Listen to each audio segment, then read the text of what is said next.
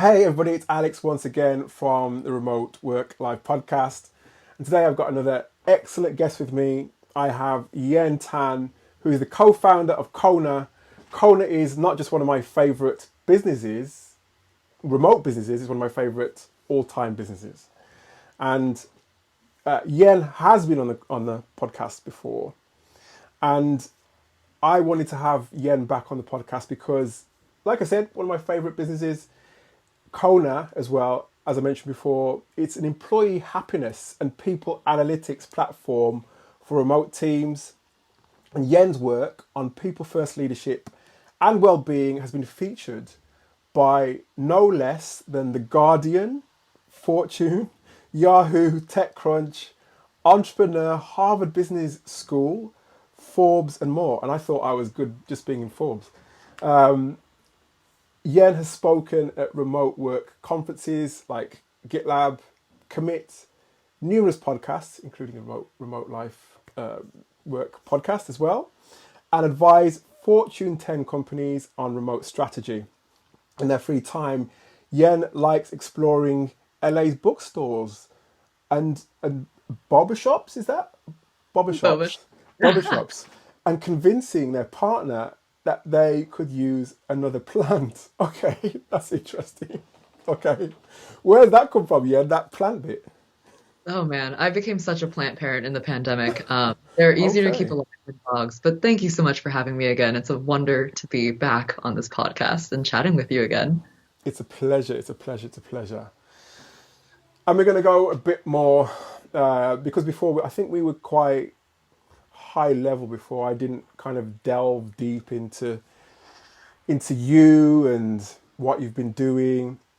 And I think before we do that, I think it's only fair that you introduce Kona because I think, as I said before, Kona is one of my favorite businesses, and it's a very important business, not just for remote teams, but in general. So, Yen, please, in your own words, tell me and tell us about Kona. Yeah, definitely. And so we started this company back in about January 1st, 2020. We were really interested in making remote work happier and healthier. And we kind of stumbled into this solution. Right now, Kona is a manager co-pilot. It essentially takes the best habits from the best remote teams that we've studied since the beginning of the pandemic and implements it so every single manager can utilize those skills. Some of those habits include red, yellow, green check-ins, the ability to check in with how a teammate is feeling. We have leadership coaching powered by AI that's built right into the product, people analytics functioning. The idea is to make it your manager's best friend. And there's a reason we named it after a dog. So definitely. I love it. And I was doing a bit more research on you, in fact, and it's like some of the best businesses that they're formulated from the pains of the founders and the pains of the people behind the business. And I think somewhere on your website says something to the effect of the founding team bonded over terrible experiences with remote work. Tell me about that. It was definitely unfortunate, but my very first foray into the working world was essentially tutoring English to these kids in China. So I found this sweet gig. I think it was off of Handshake. It was just a part-time role. I could tutor kids, get paid $30 an hour, and it was great. I was teaching for some reason, I shit you not, 10-year-olds, Lord of the Flies, so very extreme material for Wow. young kids. I didn't question it though. They were very advanced in their literary journey. And I would get to tutor these kids right after school or in between classes, and I was like, I love remote work. I don't have to drive anywhere. I don't have a car. This is great. The major downside was my manager. Every week, I would get these threatening emails. If you show Oh. up 15 minutes late to the session, I'm going to not pay you. If you don't do X or Y, I'm going to not pay you. If you say this thing off to the parent, we're watching you on the camera recordings. We review all recordings. We're going to not pay you. And so I was continuously getting threatened by this manager. And I started wondering how many other folks fear their boss in a remote setting and how many folks is this the reality for remote work. Alternatively, my two co-founders also had interesting experiences. We had Andrew was actively working at Apple, but he felt very isolated. He was doing a remote internship and he wasn't quite able to connect with his coworkers as much as he would have liked. Meanwhile, Sid was leading another startup and he was managing a remote team in India and really having struggles with motivating those teammates. And so, from a bunch of different angles, we were able to kind of witness the different ways that remote work goes awry. And we were really hoping to incorporate that into a product that hopefully solves those problems. Yeah. Oh, I mean, I was kind of laughing about before you started to tell me about your experience with your manager, and I shouldn't laugh really because there are some really, some gruesome stories of managers and micromanagers and but threatening to not pay you. That's like crazy. I Is Yeah, I don't know if that was legal, to be perfectly honest. And there was a horrible kind of, unfortunately, and I can tell this story later, but there was a whole situation about trying to leave that actual company and saying, like, I no longer want to work here. California's at will. I can say that. And they were like, well, you're not getting your last paycheck of like a month's worth of work. And I was like, I'm not sure if this is legal, but that's just kind of how that happened. is So. that business still around? Are they still? I don't know. I definitely don't really want to look too much into it. But I'm glad that I'm out, and it definitely taught me a lot about how remote work can be really dark if you're not conducted properly. Yeah, it can be. But I think it's credit to you and the founding team that from that darkness you've been able to create something that is just so important. As I said, not just to remote teams. I think it's obviously there's lots of hybrid. You do hybrid teams, I guess, as well. You're not just focusing on Yeah, remote teams. Yeah. definitely. Yeah, I think one great example is Aircall uses us, and in their own words, they want to create the best hybrid culture in the world, and so that's why they rely on Kona to help facilitate some of that. And when I last spoke to you, I think because your career has gone just sort of like an up. I'm actually, if you can't see me, I'm pointing towards the sky with my with my hands.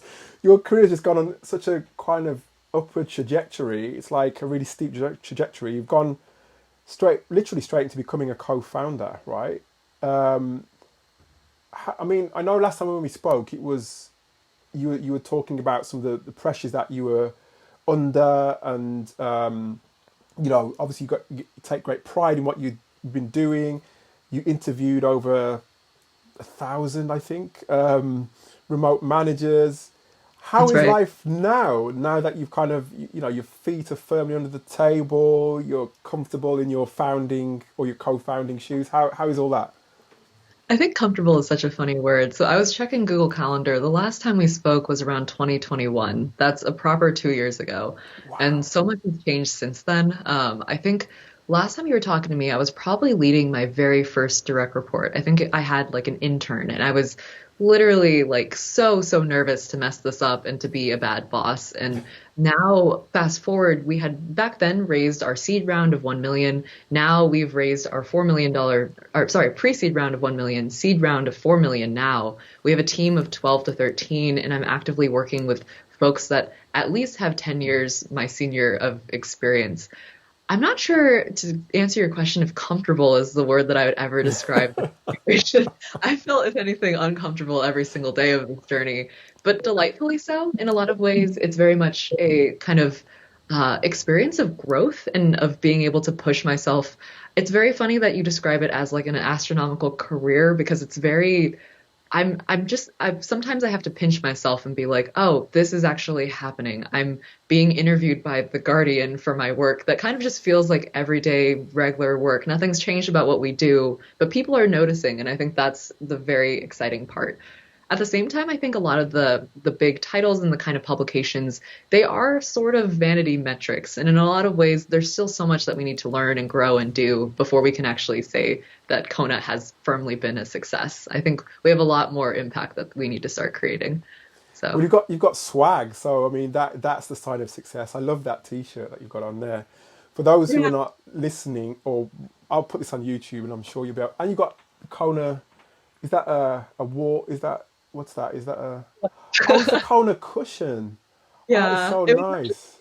for some Oh my. reason, the first swag we would get is a cushion, and we only got two of them. We have three co-founders, so I'm not exactly sure what the logic there was, but yeah, it was delightful. that is the mark of success when you've got your own swag. It has to be. It has to be. But no, I mean, in all seriousness, I think it's just like I said, from the outside looking in. I think I said this to you last time. So much admiration for what you're doing, and I'm one of your cheerleaders from afar, and just really great, as I said, to have you back on the podcast. And you mentioned one of your clients. Are there any other sort of case studies that you can share with us in terms of how Kona is really helping? Because one of the big things I think that you said you experienced as well is burnout, and it's such a big topic, not just in remote teams, but burnout is a big question, and it's always something that you see on LinkedIn and Yeah. conversations around that. How is Kona helping with issues like that? Yeah, I think it's a really lovely question because in the last 2 years, we've finally been able to prove this very squishy app has real-time implications. I think we're always getting questions from early stage investors. How do you actually know that this will work? Will folks pay for it? Like, how do you tie this, like sharing how you're feeling and building psychological safety to these very real bottom line metrics? And we've finally been able to release case studies. So we partnered with Oyster. If you know Oyster HR, they're some of the Yes. yeah, in the remote space, the distributed space in general. And it's very much tying together. We've been working with them for over a year. And actually, across that period, we were able to lower their attrition by 6.5% from Kona teams versus non-Kona teams. If you calculate that across like the different salary ranges, we were definitely saving them hundreds of thousands of dollars, which is very insane. And at the same time, folks there reported that they felt the folks that were using Kona, 84% of them felt more supported by their manager. And so we're able to basically take the remote aspect and make it so employees are actively being able to feel supported in the moment and get that needed well-being support. As far as tackling burnout, I think that's a lot more of like a nuanced question, but what we're really seeing is employees are being thrown through the ringer right now with different types of layoffs, with the fear of job insecurity, and all sorts of different isolation and aspects. We have a global war going on right now. And so the more we can offer these support systems to employees, the better. And as far as helping with burnout, Kona definitely allows you to measure these sentiments over time. Tony Jamos, the CEO, actively has a dashboard of Kona metrics so he can stay on top of what's changing at his organization and really get a real-time pulse on how his employees are feeling. So exciting No, stuff. it is exciting, and it's much needed, because there's only so much you can do. I mean, I with my colleagues, when I work with my colleagues, I check in with them and speak to them, but you can't do that in real time where remote work is concerned. So having an oversight of that is really important, because after all, and I think it's the funny thing about the perception of remote work is that that you're not collaborative, and you're not, or as collaborative, should I say, as somebody who is in an office. I think there's so much more that is being done. Not just the stats and the checking in and the calls that remote managers have to do, and the best ones do. That I think it's a lot more. I feel a lot more when I'm in a good remote team. I feel a lot more supported, a lot more comfortable, a lot more part of the actual workforce, just a part of the team. So all those myths about remote work, although there are I'm sure there are some teams out there that are not so good, but there are some very good teams out there, and I think Kona is doing a really great job to help support that. Yeah, I think what I love about your point too is just we can't apply the playbook for in-person teams to remote work. It just won't work in that way. We have really great experiences with remote work when we actually treat it as its own thing. And it requires intentionality and processes and asynchronous methods to encourage that level of collaboration. So if you do have intentional leaders that know what it takes to create a great remote culture, you're in for a great experience. Most definitely. And do you think? I mean, because the other thing I've noticed about remote leaders like yourself, Yen, is that their businesses are almost like a reflection of who they are, and not just that, but a reflection of how they want to almost change the world for the better.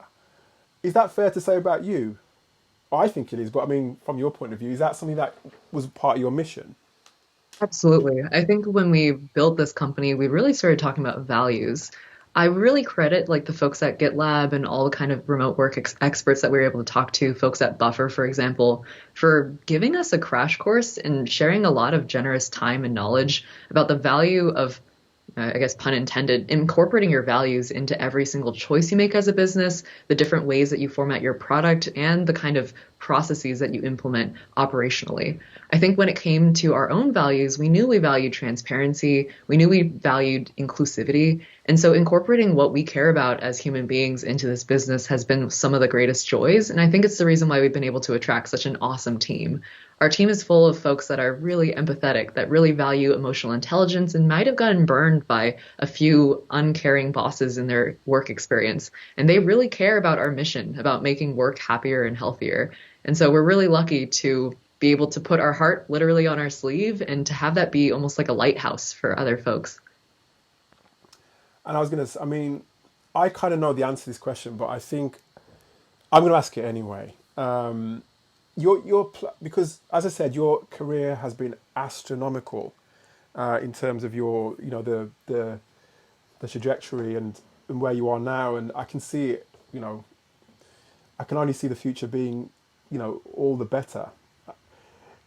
What plans did you have, or did you have any plans? Say what 5, 10 years ago? Let's say 5 years ago. Did you have these kind of dreams in your head in terms of establishing such a great business as Kona is?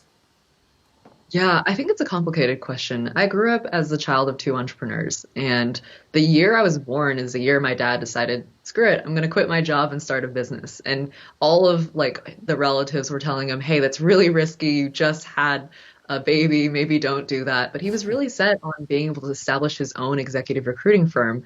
And I remember growing up with that level of watching that entrepreneurial spirit and really admiring the way that my dad and my parents were able to carve out a space for themselves, to being able to have complete work-life balance. I always had my parents pick me up from school. I was very lucky in that aspect because they worked remotely. They had free time to take us to practice after school, play with us. Like there were so many things that made them great parents. And I think the lifestyle and work style that they chose really enabled a lot of that. And so looking at my own career, though, it's funny. I remember I loved How I Built This by Guy Raz. I remember listening to his podcast and listening to all these entrepreneurial stories and just being like, wow, that's incredible. I could never do that. I just remember admiring them from afar and wondering, like, how did they build these huge companies that just sound so far-fetched? And that's kind of what drove me to the entrepreneurship minor at UCLA. But at the same time, I kind of still did that out of practicality. I still very much saw it as maybe the equivalent of a business degree. We actually didn't have any sort of business degree at UCLA. That was pretty much the closest you could get. So I was majoring in English. I had full set plan basically to be an author, a film producer. Like that's kind of the route that I was hoping to take. And film really kind of chewed me up and spit me back out. I just did not enjoy the environments there at all. And I just didn't know what I was doing. I remember for the winter before I graduated, that winter break, I spent just applying to different jobs. I took that tutoring job I mentioned earlier. That was on my resume. I had like a bit of experience just helping out at my parents' recruiting firm. And I just put that on my resume. I was applying for like product marketing roles and different things at Atlassian. I remember that internship particularly because I was like, that would change my life to be able to like work in these things. And admittedly, I had no idea what product marketing even was. I was just hoping somebody would take a risk on me and actually give me a chance to like hone my chops.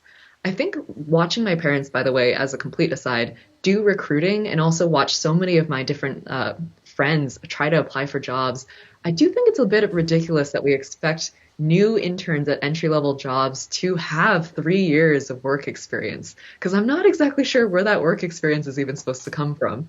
All this to say, I am very, very lucky in a lot of ways that Sid and Andrew approached me back in 2019 saying, hey, we have this crazy idea and we want to start a startup and we think you can write. Would you be down to explore this idea with me? Because that changed my life and actually gave me a proper job. I don't think that I would have had a much harder time breaking into the professional realm without it. And it's given me so many different skills that I can't really imagine my career kicking off in a more explosive manner, to say the least. No, it's a great story. The fact I didn't realize that your dad was in is in recruitment and he was an entrepreneur, and that explains a lot actually. Because again, there seems to be a pattern in a lot of the interviews that I do, that there seems to be like a story, some sort of backstory that molds people like yourself into the into the great entrepreneurs that they are. And your story is, and the fact that your parents as well used to work remotely as well. That's another thing. Because for me as well, and I keep saying this on every episode, literally every episode now. My first experience of remote work was my godfather. So my godfather, I used to watch him go. So I lived with him for a little while, and I used to be going to work 7 o'clock in the morning, on the tube, and coming home at sort of like 9 o'clock at night, and he'd have finished sitting up with his drink in his hand after a couple of hours of working from home or wherever he wanted to work from. And it sounds like you've had that similar sort of grounding of seeing your parents and being closer to you. Did that make you closer to your parents, do you think? Absolutely. Absolutely. I think raising children and being able to like give them all the attention in the world and being able to like be there for every single little small moment is a gift that like, yeah, my parents gave to me. And I don't think until I'm older do I realize like how valuable that truly is and the different types of sacrifices they had to make in order to make that happen. I also think like I failed to believe we used to read these like studies inside that entrepreneurship minor at UCLA where they would say like, oh, entrepreneurship, like all these entrepreneurs came from great other entrepreneurs and it's all like maybe it's genetic, like maybe that risk taking, the lack of fear, maybe that's part of their like their DNA. I think it's all bullshit, to be perfectly honest. I think it's just we don't really get to be taught that that's a path available to us. So many entrepreneurs actually realize either through necessity, extreme hardship, and not having any other choice, or by maybe having that path revealed to them that this is a path that you can take with your career and that you can maybe throw the traditional 9 to 5 to the wind and instead pursue something different. So I think it's definitely being able to be shown the path makes so much of an impact on your career choice and where you end up going. I think so, and I think there's certain traits that I've noticed about entrepreneurs, and also the fact that, in fact, there's kind of like a bit of an intersection between the traits of an entrepreneur and the traits of some of the best remote leaders and the best remote workers. You mentioned before, as much as I was saying that you're in an upper trajectory and obviously Kona's doing well, you mentioned that there's uncomfortable aspects to your role as a co-founder. How do you I mean, well, actually no, before I ask you that, what other because obviously you have to have mechanisms and ways of dealing with certain things, and you often hear that being either a CEO or co-founder is quite a lonely place to be because you're having to deal with certain things on your own. I mean, what traits would you say are keeping you in good stead with your role as a co-founder? Yeah, I think it's interesting because traits almost implies that I came like that I was born with these kind of personality traits, but a lot of the things almost feel like skills that I've acquired over time. That ability to have emotional resilience has definitely been honed through this entire startup journey. And I think a lot of that can be credited to having like an executive coach. Thank God Techstars provided us with these awesome pro bono executive coaches. I feel like that's been able to up level my maturity and resiliency through all these different scenarios to actually like withstand all the different things that you might run into.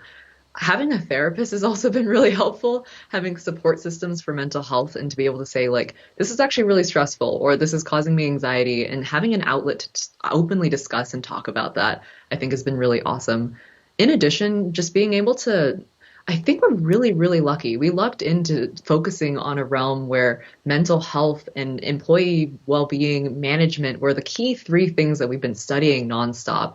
And that's great things to know and focus on when you're trying to lead a company. We've been able to basically pick up best practices for leadership while actively researching for our product. And I think we've been all the better for it, been able to kind of incorporate foundations and fundamentals into our culture from day one, been able to basically understand like how to identify burnout in ourselves and mitigate stress in ourselves and actively use the product, dog food, the product, another pun, inside Slack in order to check in on ourselves and figure out like, actually, Kona didn't help me with this situation. How can we improve the product? So the entire culture, Kona itself, and our like ideology as founders is very intimately tied together, and all of it's hopefully creating this positive feedback loop to lead us to a better workplace attitude in general. Love that. Love that. And I think, again, as much as you're on a great pathway. I mean, if you when you think about your, because you're a well-known remote leader. That's how I see it. Not just a remote leader, but a leader in the sense of everything that you've achieved in your career.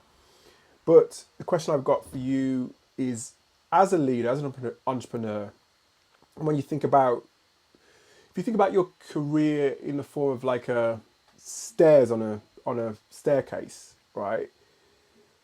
Where would you say you are now, and how far do you think you want to take it? Oh man. I ask myself this question a lot because it almost feels like I love your analogy, stairs of a staircase. I would challenge it by saying that you're operating this giant staircase in the dark. So you don't actually know if Yes. it's a spiral staircase. You don't know where the corners are, and you're not exactly sure where the next step is. You just know that you're kind of on this staircase, and hopefully it's going up and not down. I would say that I don't know. I feel almost a level of hubris by being able to claim this is what the top looks like. Because if you asked me 3 years ago, do you think in 3 years you'll be at X where I am today? I think I would have just like laughed in your face and been like, no, how would that even be possible? So I firmly believe I don't really know where this is going. And I'm very open to admitting to that. Where I hope it's going is I really hope we can grow this business into something that affects and impacts a lot more people. I really hope that we can be the flagship in ushering in a new empathetic employee first mode of work. And if we can make work truly people first, I think a lot of people could be benefited from that. I'm not sure if that means I honestly see a lot more of like the publications and maybe the influencer like status and stuff. That's all nice to haves along the journey, but if we can just accomplish our primary goal of getting Kona in the hands of more customers and impact more businesses and more people, then I think that would be a very clear sign of success. And to be perfectly honest, 10 years from now, I kind of hope that there's a chapter after startups. I'm not sure. I've been thinking about this for a while, but I'm not sure if I'm fit out to be like a serial entrepreneurship type.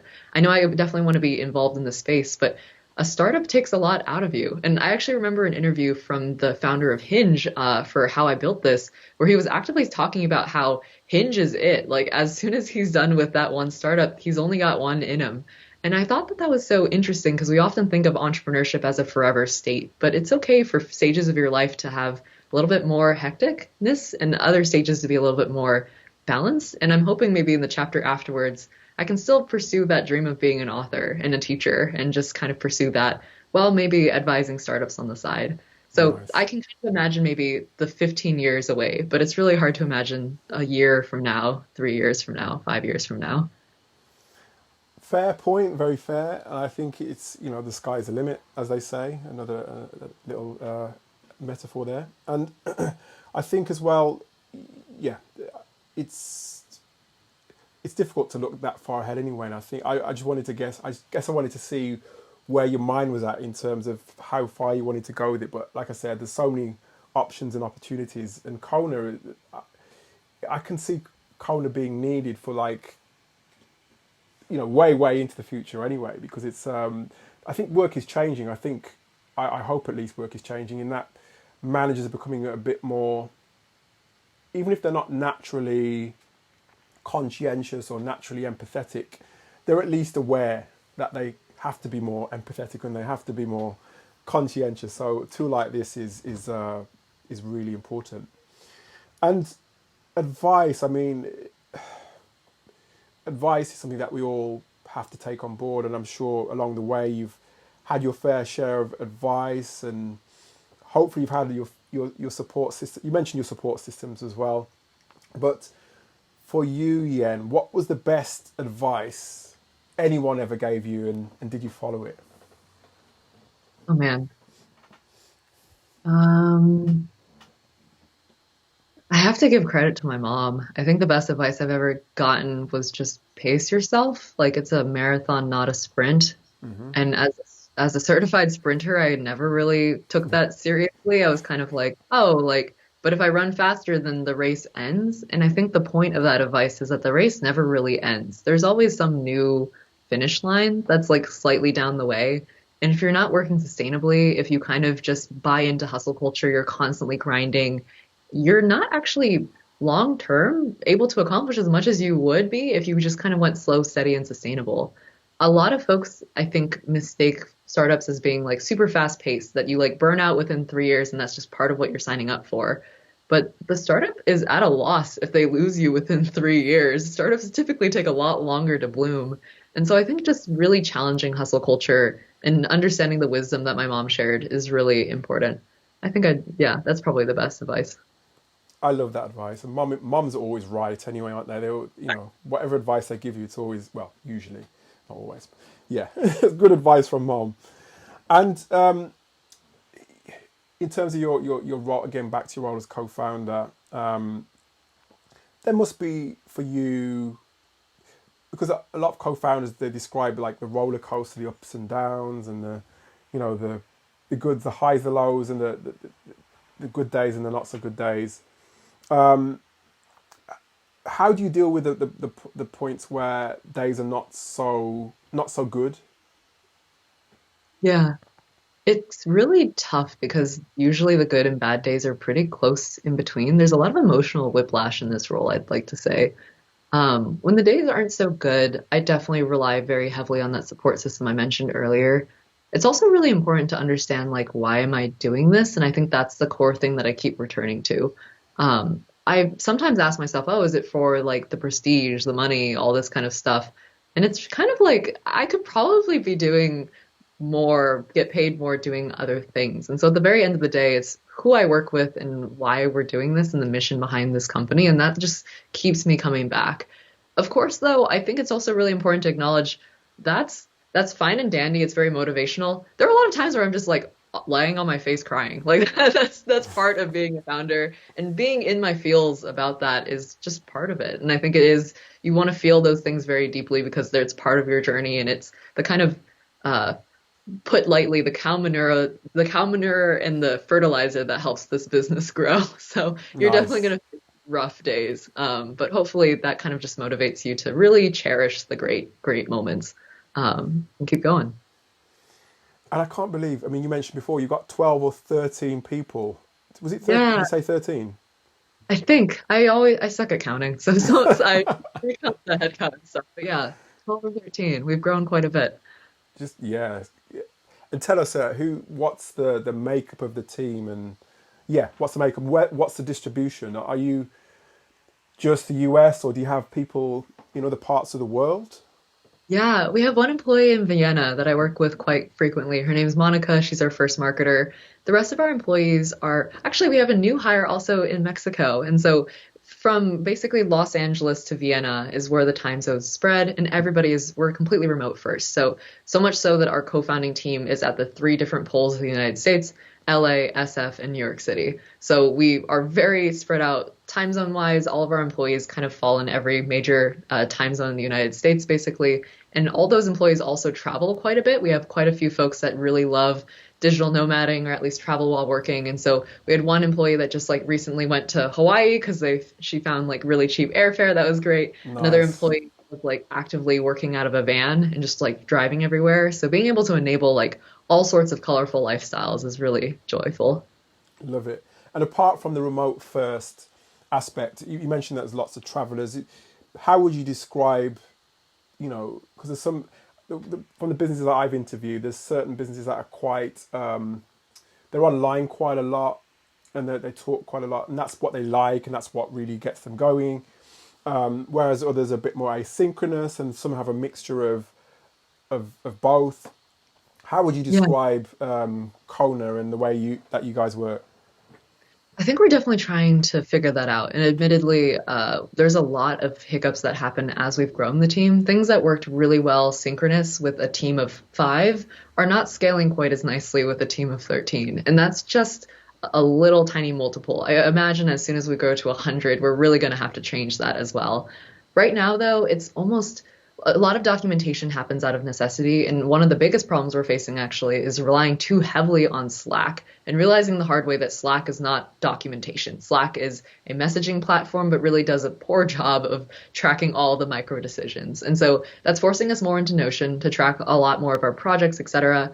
But overall, I still think that we lean quite heavily into being synchronous. And there are certain conversations that, given we make decisions so fast, we literally release product update and features every single week. We're really trying to like move quickly, and sometimes synchronous just helps a little bit. We can get away with it because I think we still have US time zones that we're working with. So definitely working with that. Got it. And you just said 100 employees, so there's a little glimpse into the potentially into the future of Kona. 100 No, employees. yeah, I would hope that like we last long enough, but like having 100, 1,000 employees, like being able to grow this into a proper business would be a big joy, Wow. definitely. I'll be there. Hopefully, I'll be there to see it. I know I'm not that old, but yeah, hopefully I'll be there. I'll be there to see that growth. But Yeah, that's true. what would you say is unique about Kona? Because I mean, again, there's a misconception that all remote businesses are literally the same and we all work the same way. I've learned over the years that sort of like there's different spectrums of remote work, and not everybody suits us that spectrum, and some people suit that spectrum. How would you just what's unique about Kona? A few things I'd say. One, we're very, very empathetic, I think. As a result, we talk about our feelings a lot. People actively talk about going to therapy or different types of things that they're working on. That's very normalized because we're literally using Kona to share how we feel every single day. Number two, I think we really lean into intellectual honesty and feedback. A lot of the feedback that we get from some of the employees that work with us is just like, I've never been able to ask these kinds of questions before. I was always shut down, or maybe my ideas were kind of like put aside because leaders wanted to do it their way. And we really encourage this open level of discussion back and forth. And hopefully, we're encouraging enough psychological safety to actively have these discussions. So, feedback, actively questioning our assumptions, those are all core parts of what makes Kona Kona. And then I guess the third thing is just we are actively, I don't know, it's a very like humble team. People are really incredible. We literally have an engineer who was previously like an ER nurse, and she was actively saving lives and then decided, heck, I'm going to go do a boot camp for code and completely change my careers that way. Wow. We have another like coworker who's like an artist, and he recently just had his paintings featured in a gallery. We just have very interesting perspectives, and I think that just makes the fabric of our culture so much more colorful and interesting. And hopefully our like remote first methodology is encouraging a lot of that stuff. On top of just, yeah, I don't know. We just really like each other too. I think that definitely counts for something. That always helps, doesn't it? When you when you at least like each other and get on with each other. And I think it's yeah, the fact that you've been able to put together a team that, like you said, has that empathy. It's not easy. Recruitment is one of the most difficult things to do. Absolutely. How do you? I mean, you've kind of shared a kind of the kind of people that you have in your team. I'm assuming those are the kind of people that you look out for, or has it been through luck, or a bit of luck and a bit of skill involved, or how do you go about it? We have our values very well documented, and we definitely do culture ad checklists. Basically, we're trying to figure out like what are the fundamental values that drive this individual, why choose a very tiny startup, and what were their kind of motivations there. And we're really trying to understand like would they be a fit with Kona's culture, because we've gotten recruiting wrong a few times, and it's definitely negatively impacted the culture that we've tried to create. So really trying to be very particular, trying to understand like what exactly are we looking for? Are there certain red flags that we've noticed in the past through previous learning experiences that we can kind of hone in for, ask particular questions and understand? Every hire, though, you're in the end of the day taking a risk on the person and taking a bet on the person. And so when we have done all of our due diligence, we just basically see what happens and we kind of see like how they can add to the culture itself. And more often than not, folks have taught us more about our culture and what we're looking for as we've hired more and more people. So it's definitely a practice, but it's one of the hardest things people can do. Definitely. And I'm assuming as well that because again, especially with remote roles, they get sometimes hundreds or even thousands of applications, right? Yeah. And I have explained to some of the people that I coach or some people I mentor that if you're applying to a remote role, it may be that you have to try and do something a bit different to kind of stand out. I suppose my question's got two parts. How do you deal with the sort of like deluge of applications that you get in? Yeah. I think the first thing is like Sid is really good. At least he's gotten really good at reading resumes and trying to understand like what this person's looking for. We read every resume and we definitely try to take in all the applications very seriously. It's a lot, but at the same time, we know that there could be a diamond hiding in the rough, and so we should give that person time.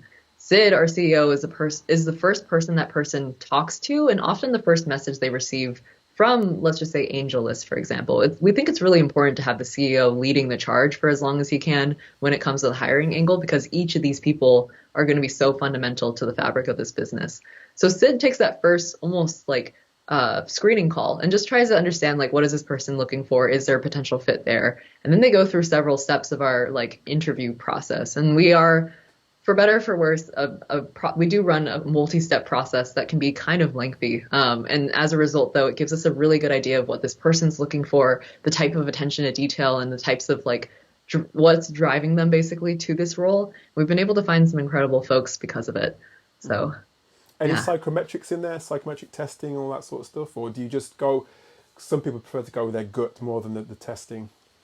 Yeah, we don't really do tests as far as I'm aware. Personality tests, we that was a previous version of the startup actually, where we were really into like personality testing and the very first, Okay, yeah, we used like Big Five and we were trying to understand like how to incorporate that into work.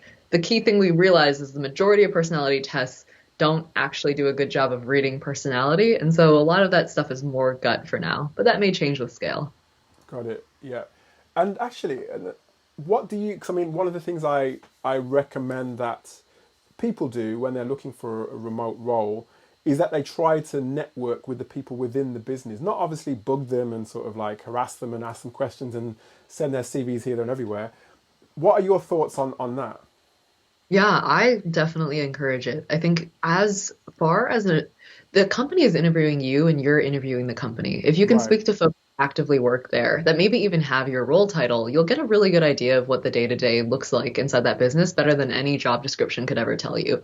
So whenever my friends are asking like, hey, I want to make this career pivot, I have no idea what I'm signing up for, and I don't know if I'm going to like this company, I literally tell them, hey, you're still a student. Go on LinkedIn, poke these people and say like, hey, I'm a student. I'm curious about this role. Would you be down? I pay for your coffee. 15 minutes of your time is all I need. Folks love talking about themselves and sharing more about their day. It's like a great interruption in an otherwise usually pretty monotonous kind of Zoom schedule. So take that risk. And it's a little scary, but it'll tell you a lot about the company in a way that Glassdoor reviews and overall business job descriptions won't be able to say.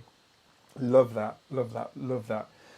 And I have so many more questions for you, Yen, but we're running out of time. So my final question is, what does the future hold for you? What does the future hold for Kona? Kona is going to become the go-to culture platform for how managers lead great teams. I definitely see it. In the meantime, if you want to get involved in stuff, you can try Kona for free. Visit heykona.com. We have a 30-day free trial and you can try out all the features. From there, you can still keep using it for free on the free version. So that's awesome. The second thing is we're actually kicking off a manager book club. As of next week, I'm going to be on a call with Kim Scott talking about radical candor. And so we've been able to bring in like 200 really awesome leaders from Lego, SAP, Meta, you name it. And they've all come in to discuss these books. May is going to be a book about mental health awareness for Mental Health Awareness Month. So we're really excited for that. And we're almost ready to book that author. So fingers crossed. So yeah, come join our manager book club. I'm sure Alex will share the link in comments. I certainly will share the link Yen, it's been a blast as ever. I'm already planning episode 3 of Kona in my head, but it's been good to see you again, Yen. All the best, and we'll be waving the flag for Kona, and yeah, all the best. Thanks so much. And I'm excited to see you in another 2 years. We'll see what Ian is going to say. Hopefully it's sooner than that. Hopefully it's sooner. Hopefully sooner for sure. Thank you so much. Thank you.